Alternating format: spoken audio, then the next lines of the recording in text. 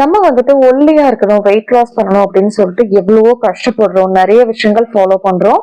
ஆனாலுமே வந்துட்டு உடம்புல கொழுப்பு சேர்ந்துகிட்டே தான் போகுது. முன்னாடி எல்லாம் வந்துட்டு அமெரிக்கால தான் வந்து உடல் பருமன் அதிகமா இருக்கிறவங்க நிறைய பேர் இருந்தாங்க.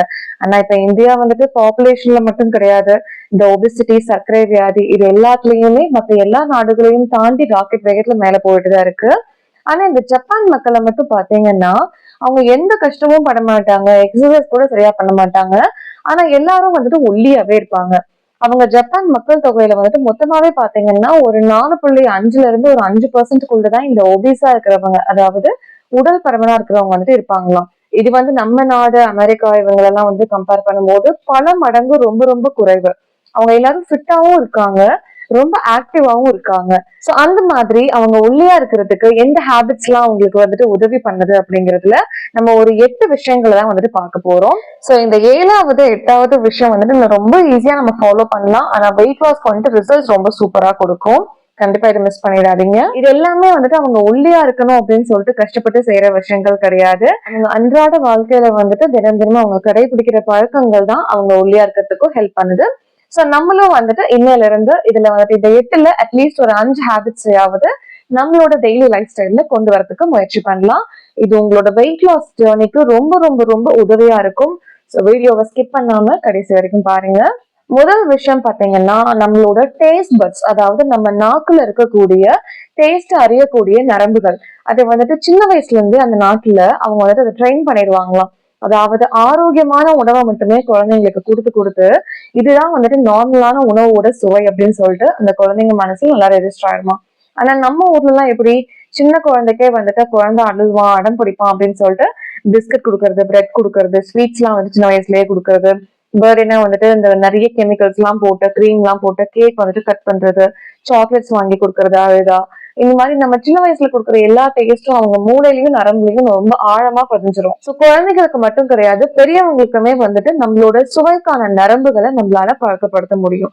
சோ அதை வந்துட்டு நம்ம செய்யாம ஜஸ்ட் நான் ஒரே நாள்ல வந்துட்டு வெயிட் லாஸ்க்கு அப்படியே மாறுறேன் அப்படின்னு சொல்லிட்டு எல்லாத்தையும் ஓவராலா கட் பண்ணீங்கன்னா உங்களுக்கு கிரேவிங்ஸ் அதிகமாகிறது. வெயிட் லாஸ்க்கு வந்துட்டு நீங்க என்ன டயட் ட்ரை பண்ணாலும் உடனே வந்துட்டு அதை பிரேக் பண்ணிடுவீங்க. சோ கொஞ்சம் கொஞ்சமா வந்துட்டு ஸ்டார்ட் பண்ணுங்க. நீங்க வந்துட்டு ஏதாவது ஒரு ப்ராசஸ்டு ஃபுட்டோ இல்ல ஜங்க் ஃபுட்டோ ஏதாவது ஒண்ணு சாப்பிடுறீங்க.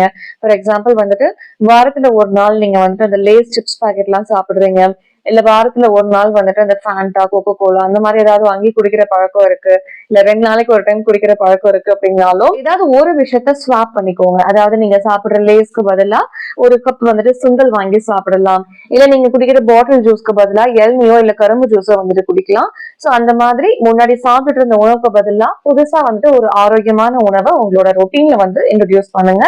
அது வந்துட்டு உங்களுக்கு ரொம்ப சிம்பிளா உங்களோட எல்லா ஜங்க் ஃபுட்டையும் உங்களோட டெய்லி ரொட்டீன்ல இருந்து எலிமினேட் பண்ணிடும். 2வது விஷயம் பாத்தீங்கன்னா நம்ம ஊர்ல எல்லாம் வந்துட்டு கன்வீனியன்ஸ்க்காக நம்மளும் ஃபாஸ்ட் ஃபுட் எல்லாம் சாப்பிடுவோம். ஃபாஸ்ட் ஃபுட்னா வந்துட்டு ரொம்ப வேகமா குக் பண்ற இந்த டோனஸ் நூடுல்ஸோ இல்ல வந்துட்டு டக்குன்னு கடையில வாங்கி சாப்பிடுற ஏதாவது ஒரு உணவு தான் வந்துட்டு நம்ம ஃபாஸ்ட் ஃபுட்னு சொல்லுவோம். ஆனா அவங்க ஃபாஸ்ட் ஃபுட்னு சாப்பிடுற விஷயங்களே பாத்தீங்கன்னா ரைஸ் சாப்பிடுவாங்க, அதாவது சோறு சாப்பிடுவாங்க, மீன் வந்துட்டு சாப்பிடுவாங்க, சூப் சாப்பிடுவாங்க. இதெல்லாம் தான் அவங்களோட ஃபாஸ்ட் ஃபுட் தான். சோ நம்ம வந்துட்டு என்ன பண்ணலாம் அப்படின்னா நம்மள சுத்தி இருக்கிற உணவுகளை வந்துட்டு நம்ம மாத்தணும். நம்ம வந்துட்டு வெளியில போனோம் அப்படின்னா எல்லா கடையில வைக்கிற உணவுகளையும் நம்மளால கடைக்காரங்க கிட்ட சொல்லி இதெல்லாம் விற்காதீங்கன்னு சொல்ல முடியாது. ஆனா நம்ம வீட்டுல நம்ம வாங்கி நம்மளோட கிச்சன் ஷெல்ஃப்ல வந்துட்டு வைக்கக்கூடிய உணவுகளை நம்ம வந்துட்டு கண்ட்ரோல் எடுத்துக்கலாம். சோ எதெல்லாம் வெயிட் போடுமோ, எதெல்லாம் ஜங்க் ஃபுட் கெட்டதுன்னு உங்களுக்கு தெரியுமோ, தயவு செஞ்சு அதெல்லாம் வாங்காதீங்க. உங்க கிச்சன்ல இருந்தாலும் தயவு செஞ்சு தூக்கி போட்டுருங்க. குப்பையை தூக்கி குப்பையில போடும்போது காசு வேஸ்ட் ஆகுதுன்னு கவலைப்படாதீங்க. நீங்க வாங்கி வைக்கிறதே நல்ல ஆரோக்கியமான உணவுகள் தான் வந்துட்டு உங்களோட கிச்சன் ஷெல்ஃப் ஃபுல்லா இருக்கணும். நீங்க கிரேவிங்ஸ் வந்து உங்களுக்கு வந்துட்டு ஏதாவது சாப்பிடணும், ஸ்நாக்ஸ் சாப்பிடணும்னு தோணினாலும் எந்த ஒரு கில்ட்டியான ஃபீலிங்கும் இல்லாம, குற்ற உணர்ச்சி இல்லாம நீங்க அதை எடுத்து சாப்பிடணும். அதனால உங்களோட உடல் நலனுக்கு எந்த பாதிப்பும் வராம இருக்கணும். அப்படிப்பட்ட உணவுகள் மட்டும்தான் உங்களோட கிச்சன் ஷெல்ஃப்ல கண்டிப்பா இருக்கணும்.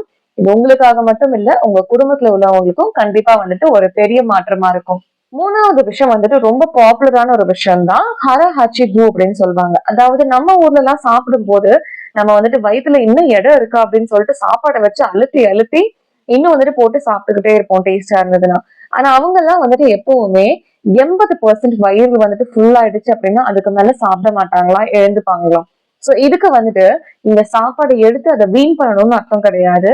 நீங்க எடுக்கும் போதே அதுக்கு தகுந்த மாதிரியான அளவுல வந்துட்டு எடுக்கணும். சோ அவங்க என்ன செய்வாங்களாம், நம்மள மாதிரி ஒரே பிளேட்ல எல்லாத்தையுமே எடுக்காம ஒவ்வொரு டிஷ்ஷும் வந்துட்டு இப்ப காய்கறி தனியா, குழம்பு தனியா, ரைஸ் தனியா எடுத்தோம்னா ஒவ்வொன்னையும் சின்ன சின்ன பவுல்ல தனித்தனியா எடுத்து வச்சுப்பாங்களாம். சோ அதை பாக்குறதுக்கும் வந்துட்டு நிறைய சாப்பிட்ட மாதிரி இருக்கும். ஆனா குவான்டிட்டி அளவு வகையில பாத்தீங்கன்னா எல்லாமே வந்துட்டு சேர்ந்து குறைஞ்ச அளவுலதான் இருக்கும்.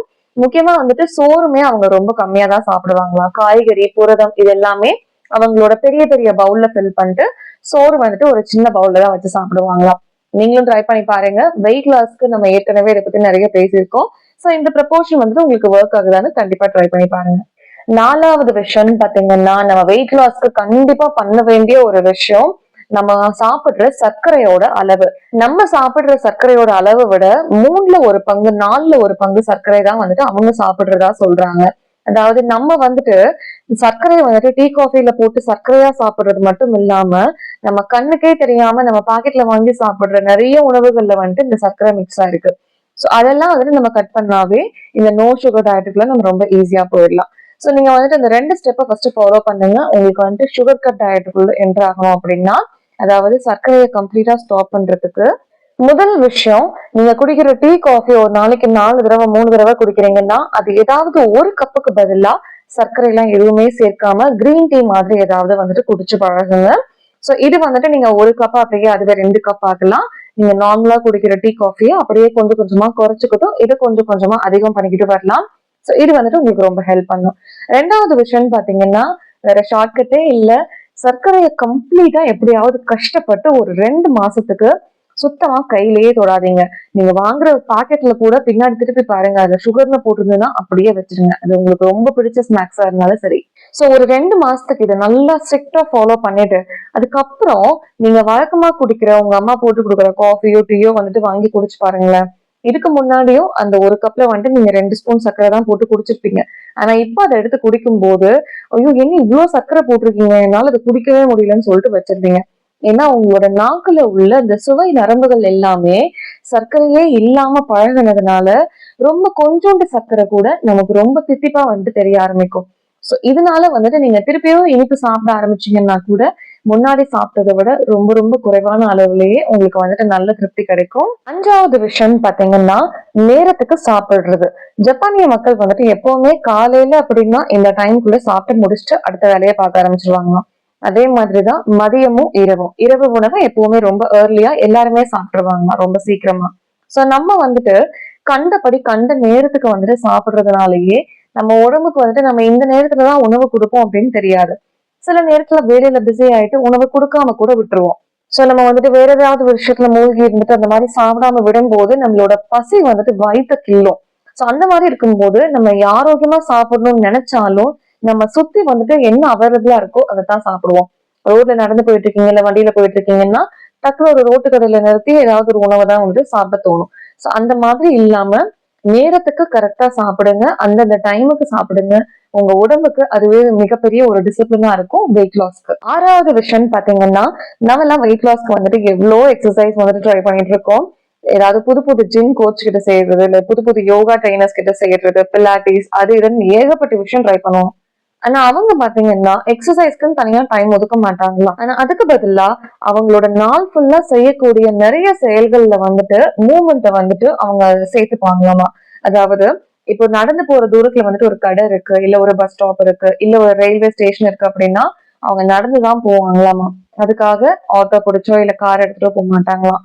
முடிஞ்ச அளவுக்கு பக்கத்துல இருக்கிற ஏரியாக்கள் எல்லாத்துக்குமே சைக்கிள் ஓட்டிக்கிட்டே போவாங்களாம். அது வந்துட்டு ஒரு நல்ல எக்ஸசைஸ். அதே மாதிரி படியேறி போறது, லிஃப்ட் யூஸ் பண்ணாம படியேறி போறது, ரோட்லயும் வந்துட்டு முடிஞ்ச அளவுக்கு கால் வலிக்காத தூரம் வரைக்கும் நடந்து போறது. இந்த மாதிரி தினம் தினம் நம்ம செய்யக்கூடிய வேலைகள்லயே நம்ம வந்துட்டு இந்த மாதிரியான மூமெண்ட்ஸை வந்துட்டு ஆட் பண்ணிக்கிட்டோம் அப்படின்னா நாள் ஃபுல்லா நம்ம உடம்புல வந்துட்டு கொழுப்பு பர்ன் ஆகிக்கிட்டே இருக்கும். சோ எக்ஸசைஸ் பண்றதுக்கும் இதுக்கு என்ன வித்தியாசம்னா, நீங்க ஒரு நாளைக்கு 1 மணி நேரம் மட்டும் ரொம்ப சிவியரா பயங்கர இன்டென்ஸா வந்துட்டு ஒர்க் அவுட் பண்றீங்க அப்படின்னா கண்டிப்பா உங்களோட ஸ்ட்ரெஸ் ஹார்மோனோட லெவல் வந்துட்டு அதிகமாகும். ஸ்ட்ரெஸ் ஹார்மோனும் அதிகமாகுது.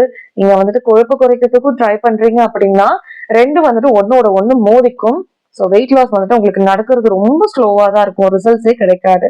ஆனா இந்த மாதிரி நாள் ஃபுல்லா நீங்க செய்யக்கூடிய விஷயங்கள்ல மூவ்மெண்ட் இருந்துகிட்டே இருந்ததுன்னா உங்களுக்கு ஸ்ட்ரெஸ் வந்துட்டு ஏறவே ஏறாது. சோ அதனாலயே உங்களுக்கு ஃபேட் பர்னிங் வந்துட்டு சூப்பரா நடக்கும். சோ கண்டிப்பா இதையும் நீங்க ட்ரை பண்ணி பாருங்க. சோ இதுல 7வது விஷயம் என்னன்னு பாத்தீங்கன்னா மெதுவா சாப்பிடுறது.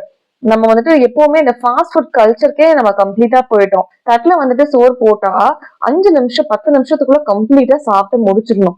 அது வந்துட்டு இப்ப எல்லாரும் 2 நிமிஷத்துக்குள்ள சாப்பிடுறதுக்குள்ள பிராக்டிஸ் பண்ணிட்டு இருக்காங்க. ஆபீஸ்க்கு போறவங்க எல்லாம் பாத்தீங்கன்னா நிதானமா டைம் எடுத்து மெதுவா குளிச்சு மெதுவா மேக்கப் பண்ணலாம் ரெடி ஆயிட்டு சாப்பிடறதுக்கு மட்டும் ஜஸ்ட் 2 நிமிஷம் 3 நிமிஷம் அதுக்குள்ள என்ன சாப்பிட முடியுமோ அவ்வளவுதான். வேக வேகமா சாப்பிட்டுட்டு கிளம்ப வேண்டியது. சோ இந்த மாதிரி சாப்பிட்டீங்கன்னா கண்டிப்பா உங்களோட ரத்த சர்க்கரை அளவு நல்லாவே அதிகமாகும். உங்களோட ஸ்ட்ரெஸ் ஹார்மோன் லெவலும் நல்லாவே அதிகமாகும். சோ இதனால நீங்க சாப்பிடுற எல்லா உணவும் கொழுப்பா சேர்ந்து உங்களோட தொப்பையில தான் சேரும். சோ அது பண்ணாம ஸ்லோ ஈட்டிங் பிராக்டிஸ் பண்ணுங்க. ஜாப்பனீஸ் மக்களை பத்தி நம்ம யோசிச்சாவே நமக்கு என்ன ஞாபகம் வரும்? ஒரு பவுலும் 2 சாப்ஸ்டிக்ஸும்.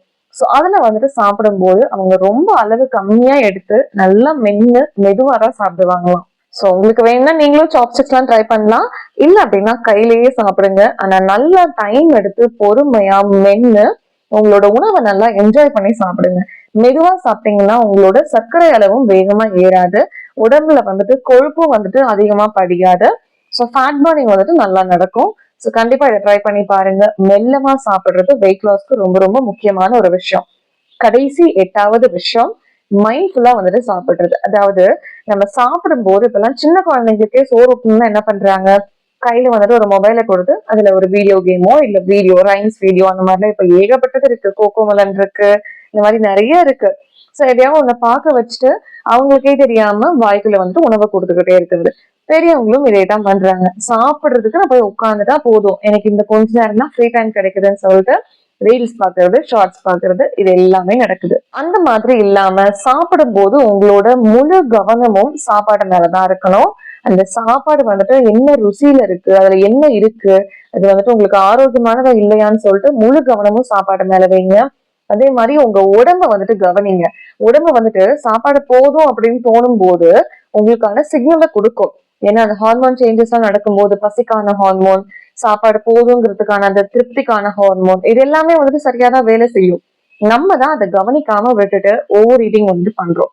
சோ அதனால இந்த போன், டிவி, லேப்டாப் இதெல்லாம் எதுவுமே இல்லாம இந்த சாப்பாடை மட்டும் கவனிச்சு நல்லா சாப்பிடுங்க. சோ இதை பண்ணீங்கன்னாவே நீங்க வந்து ஓவர் ஈட்டிங்கும் பண்ண மாட்டீங்க.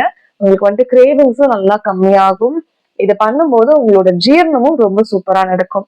சோ இந்த 8 விஷயத்துல நீங்க உடனே எதை ஃபாலோ பண்ண போறீங்க அப்படின்னு சொல்லிட்டு கீழே கமெண்ட்ல சொல்லுங்க. ஆனா இந்த 8மே உங்களுக்கு வெயிட் லாஸ்க்கு உண்மையிலேயே சூப்பரான ரிசல்ட்ஸ் கொடுக்கும். ட்ரை பண்ணி பார்த்துட்டு எப்படி இருக்குன்னு சொல்லுங்க. அடுத்த வீடியோல பார்க்கலாம். நன்றி.